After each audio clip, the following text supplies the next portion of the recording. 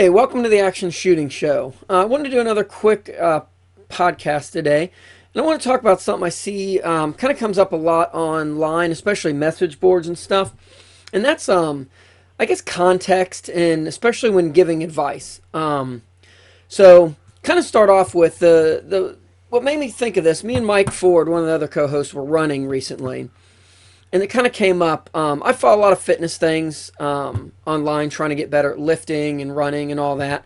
And there's this kind of this trend of people warning people away from deadlifts and squats. And that's a different topic. But the host said, well, if you go into an NFL gym, professional football playing gym, you won't see anyone doing deadlifts or squats because the risk to the reward is what it's not worth it. And that's probably true. I would imagine most of those guys have pretty respectable squats and deadlifts. They probably squatted and deadlifts since they were in junior high school, up until they got professional. So it doesn't really make sense for them. That's a lift. That's a bunch of muscles that are probably really really strong for them. So what are they doing? They're working on very very specific exercises that help whatever specific goal. If they're wide receiver, they're working on like real quick speed, being able to switch directions, run fast, that sort of thing. Linebacker's going to have something different. Quarterback's going to be working different muscles, and they're working on those real fine, skills that are putting them up above the other guy. So yeah, squats and deadlifts probably isn't a thing on their list. But for the average, guy or girl, exercising, squats and deadlifts may be a really good exercise for you, depending on where you're at, what you're doing, what your goals are. So like just that kind of like blanket statement. And a lot of this comes from, I see people giving gear advice online, giving fitness advice online, giving all this stuff, and it's all well-meaning advice. It's all within the right context, really really good advice. But kind of give an example. I'm on the East Coast, so most of our matches are 300-400 yards and in. If we have a shot past that, it's one or two on one stage. It's not a lot. I mean, I think the furthest I've shot is 600, and that's very rare. From what it sounds like, if you go out west, in Texas, there are some matches there that a lot of stages are going to have shots of 3, 4, 5, plus 100 yards. So if all I did was shoot a gun run match, that's a good example. Most of Ellis's targets are 300 and in. Some, in generous size, typically. What I consider a good carbine type match. If I said, build a 12.5, put a carbon fiber handguard on it so you're light and you can move fast, and a red dot. We're keeping this light. We're going to run fast. I use it at my mat. I use it at the matches I shoot, and I win everything. Okay, well, that may be true. And you're young and you got good eyes, so you can see well, and yada yada yada. Maybe the matches you shoot all have backers on the target, so the targets are really easy to spot. That's not bad advice because it works for you in this situation.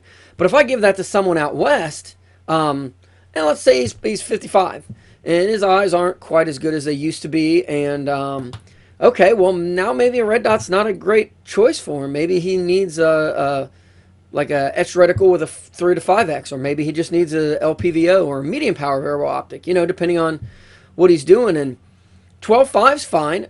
You can hit targets at 600 yards in 12.5, but if he's shooting a lot of matches that have a lot of distance to him, maybe a 16-inch barrel's the better choice for him. And he's not running a suppressor, so what is he?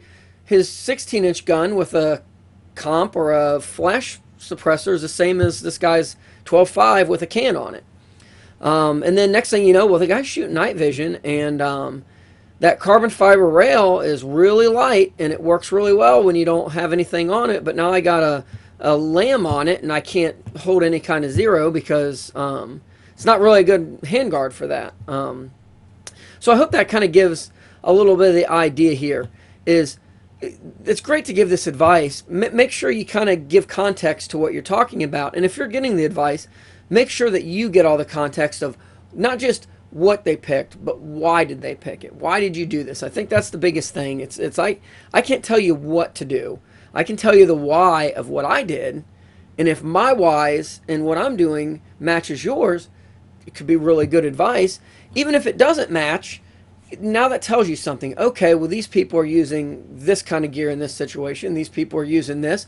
Um, I now know that information for later, but right now it's not real helpful to me. Maybe I want to stay away from that because I have carbon fiber handguard guns. They're great. I'm not going to throw a lamb on them. They serve the purpose that that gun's for.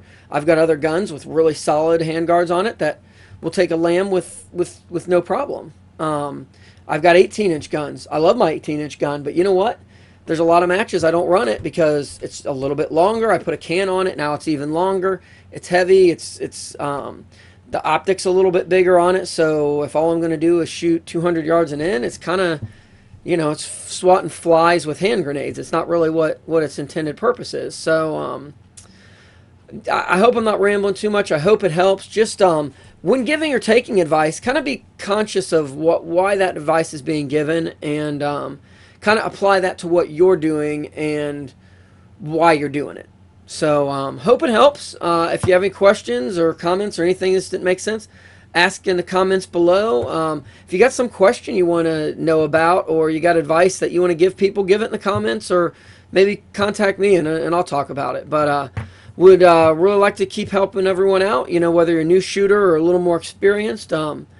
Hopefully some of this advice or some of these conversations can help you out. So have a great night, and see you out in the range.